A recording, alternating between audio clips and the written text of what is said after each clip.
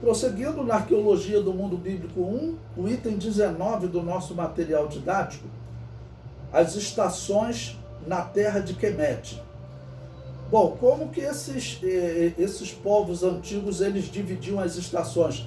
Isso é um ponto interessante para nós, porque nós vamos entender o porquê da idolatria surgir entre os habitantes da terra de Quemete e também entre os descendentes de Sete, ou seja, entre os descendentes de Caim e os descendentes de Sete.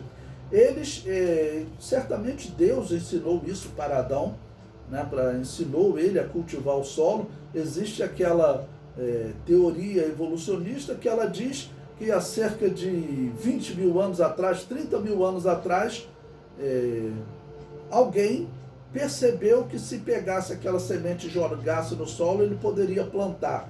Isso até faz parte de um documentário do canal History chamado Humanidade, a história de todos nós. É um documentário interessante, né? Mas nós acreditamos que Adão aprendeu diretamente de Deus, ensinou a seu filho Caim, seu filho Abel também deveria, além de criar ovelhas, além de ser pastor de ovelhas, também deveria plantar, né? Todos aprenderam a cultivar o solo. E é claro que logo a humanidade percebeu que o sol era fundamental para o cultivo da terra. Então o que eles farão, em vez de exaltar ao Deus, né, que criou o sol, eles transformam o sol em objeto de idolatria, né?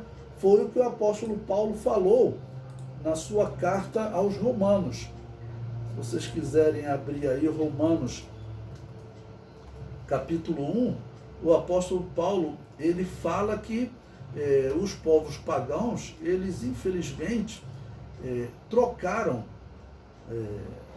o Deus, a glória do Deus incorruptível, versículo 23, né?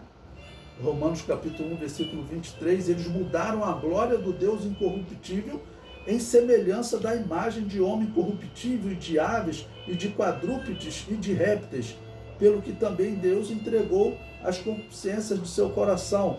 Bom, eles pegaram e transformaram a criatura em divindade, né? Aquilo que foi criado se tornou Deus para eles. E é isso exatamente que está acontecendo com esse povo antes do dilúvio. Os descendentes de Caim, eles já vão também adorar o sol como uma divindade. Essa divindade eles chamavam de Ra, mas eles vão adorar o sol como divindade. O comentário diz, e é claro que o sol vai influenciar, né? Desculpa, eu comecei a explicar, o sol vai influenciar junto com a lua, vai influenciar nas estações, né? O sol junto com a lua e com o movimento da terra vai influenciar nas estações. E eles logo perceberam que o sol era fundamental, então o sol e a lua vão se tornar objetos de idolatria. A divindade que nós estudamos no tópico anterior, né, a divindade chamada Sotes, por que ela se tornou objeto de adoração entre os habitantes da terra de Quemete, entre os descendentes de Caim? Eles perceberam que essa estrela, que nós chamamos hoje de Sírios, que eles chamavam de Sotes, essa estrela, quando ela aparecia no horizonte um pouco antes do sol nascer, quando ela aparecia como estrela da manhã, porque claro, ela vai se movimentando 1 grau por dia durante o ano, aquilo era um aviso que eles precisavam se movimentar rápido, porque ia chegar a cheia do Nilo. E era uma região longa, de 60 quilômetros que eles alongavam. Por isso aquela região era chamada de terra de peregrino, né? Porque eles tinham que ficar peregrinando. Vinha a cheia, era uma cheia anual, eles tinham que sair, ficavam 4 meses fora, depois voltavam, plantavam e ficavam ali por 8 meses. Depois tinham que sair. Então, todo esse processo, quem avisava eles da cheia? Era a estrela que hoje nós chamamos de Sírios, que eles chamavam de Sotes, porque eles diziam, a irmã de Osíris, né, a irmã de Caim, já vou chamar assim, ela se tornou uma deusa e ela é que nos avisa quando ocorre a cheia do Nilo, né? Os hereges, eles têm inspiração para inventar heresia, né? Pois bem, então eles dividiam o ano em 3 estações e não em 4 estações como nós. Mas como eram essas estações? A primeira estação é a da inundação, que eles chamavam de Aquete. A segunda era da germinação e do crescimento, ou seja, porque ocorria a inundação, a cheia. Quando terminava essa cheia, que eram de 4 meses, eles vinham e plantavam, ou seja, germinação, de nascer, de germinar a semente. E do crescimento, eles chamavam de perete. Então eram mais 4 meses. E a terceira, a da colheita, que eles chamavam de Shemu. Eu coloquei, esse é um livro interessante de história do Egito Antigo. Vocês, recomendo que vocês leiam, né, de Grimman. Né, é um livro bem interessante para quem quer estudar história do Egito Antigo. E nesse ponto aqui, que nós estamos estudando, eles chamam de Egito Antigo. Mas o Egito Antigo, você pode ver pela cronologia deles, ele termina próximo da data que a Bíblia atribui para o dilúvio, termina próximo de 2300 a.C., que é exatamente no governo de um homem chamado Pepe II. O comentário prossegue. Na estação Aquete, os egípcios deviam se retirar da terra. Retornavam na estação Perete e lançavam a semente. E na estação Shemu realizavam a colheita. Isso eles tinham que fazer uma vez por ano. E a cheia, eles sempre diziam, a cheia ela tinha um padrão. Às vezes ocorria, né, uma anomalia, a cheia ela vinha menor do que o padrão. Eles sabiam que eles teriam fome, porque essa cheia que deixavam uma lama naquela região de mais de 60 quilômetros, deixavam uma lama ali, e que eles, quando plantavam o trigo crescia como em nenhum outro lugar do mundo.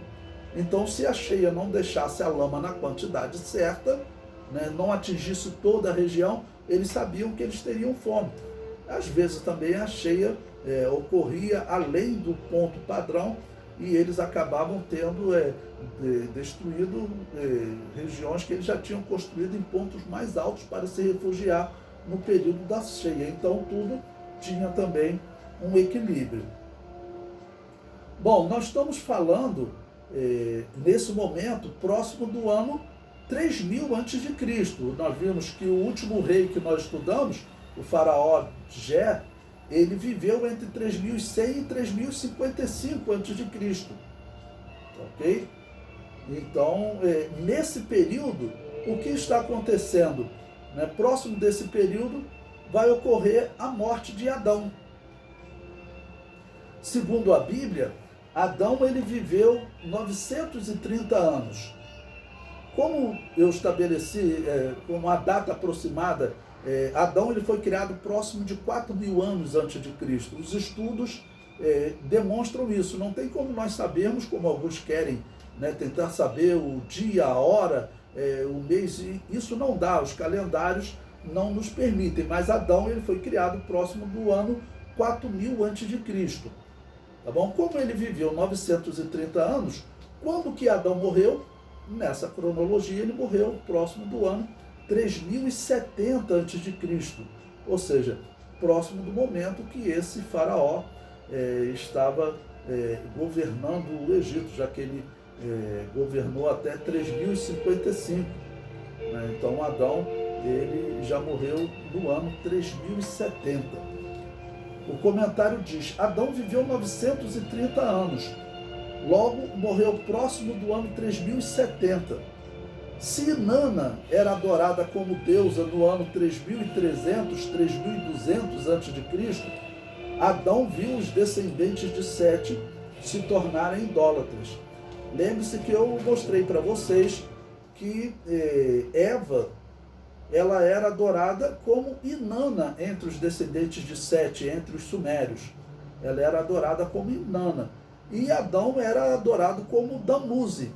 Ou seja, por isso que eu falo, se em 3300, 3200, eles já adoravam Adão e Eva como divindades, Adão ele teve a tristeza de ver os seus descendentes se tornarem idólatras, adorando ele como uma divindade, né? Então, eu repito, estou contando de 4.000 a.C., Adão morre, como ele viveu 930 anos, ele morre no ano 3070. Nesse período, os descendentes de Sete já eram idólatras. E é claro, Adão e Eva, eles ficaram vivendo próximo, junto com os descendentes de Sete. Isso é o natural.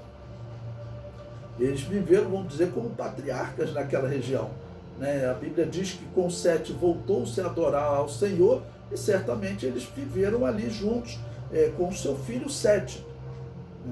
Então ele acaba por ver, então, nessa cronologia, os seus descendentes se tornarem idólatras. No ponto 21 do material didático, vamos calcular também o tempo que Enoque é arrebatado, até para nós podermos comparar quando ocorreu esse momento em que Enoque ele estaria pregando para essas pessoas. Enoque, como profeta, o nome do filho dele, Matusalém, já era uma profecia, porque o nome Matusalém ele morre no dilúvio, e a interpretação que se tem do nome Matusalém, o significado é: quando este morreres, tu virá. Esse é o significado do nome Matusalém. Então, o item 21 do material didático diz Enoque arrebatado. Segundo a cronologia de Gênesis 5, Enoque nasceu próximo do ano 3378 a.C. e viveu 365 anos. Logo, foi arrebatado no ano 3013 a.C. Ok? Como é que eu vejo o nascimento de Enoque próximo do ano 3378? É só nós irmos somando aquela cronologia que nós observamos que a Bíblia fala dos filhos de Adão. É dito que Adão viveu 130 anos, ele gerou Sete, Sete viveu 105 anos e gerou Enos. Então você vai somando, tá bom? Você vai somando a quantidade de anos que cada homem gerou o seu primogênito. E assim nós chegamos, né, que Enoque, ele nasceu então próximo do ano 3378, quando ele foi gerado. E como ele viveu 365 anos, então nós dizemos que ele foi arrebatado próximo do ano 313 a.C. Ou seja, Enoque, ele conviveu com Adão. Porque se ele nasceu em 3378 e Adão morre em 3070, eles conviveram aí quase cerca de 200 anos, né, que Enoque conviveu com Adão. Gênesis 5:24 diz: e andou Enoque com Deus e não se viu mais, porquanto Deus para si o tomou. Enquanto Enoque se destacava como profeta de Deus e recebeu revelação sobre a vinda de Cristo em glória, juntamente com a igreja, para dar fim ao reino do anticristo no fim da grande tribulação. Veja Judas, versículo 14 do capítulo 1, né, capítulo único. E destes profetizou também Enoque, o sétimo depois de Adão, dizendo: eis que é vindo o Senhor com milhares de seus santos. Então, Enoque, ele certamente pregou também a verdade de Deus, pregou contra essa atitude dos descendentes de Sete, dos seus parentes, né, estarem em idolatria. E Judas, no Novo Testamento, cita uma profecia que ele falou, que é interpretada como sendo a volta de Jesus. Eis que é vindo o Senhor com milhares de seus santos. O comentário prossegue. Enoque alcançou o testemunho diante de Deus e foi tirado da terra para não ver a morte. Hebreus 11, versículo 5 diz: pela fé Enoque foi trasladado para não ver a morte, e não foi achado, porque Deus o trasladara, visto como antes da sua trasladação alcançou o testemunho de que agradara a Deus. Então, uma pergunta que nós fazemos interessante nesse versículo de Hebreus 11 é: qual morte Deus está falando, o texto está falando? porque poderia ser a morte física para ele não experimentar a morte física, mas também poderia ser a morte espiritual final que, por exemplo, Noé vai presenciar, porque o que vai acontecer a partir desse momento, já que Enoque, ele é arrebatado no ano 3013, ou seja, ainda faltam quase 700 anos para o dilúvio, faltam cerca de 700 anos para o dilúvio, e Enoque já está sendo tirado da terra. Então, pela descrição bíblica, a perversão da humanidade foi aumentando, mas nesse período já havia idolatria. O que vai acontecer a partir disso, então nós podemos concluir que seria pior, e poderia ser esse tipo de morte espiritual. Porém, a interpretação mais natural nesse texto é que Enoque realmente ele foi trasladado para não ver a morte, para ele ficar como símbolo da igreja arrebatada, aqueles que foram levados e não experimentarão a morte, apesar de estar ordenado aos homens morrerem uma só vez.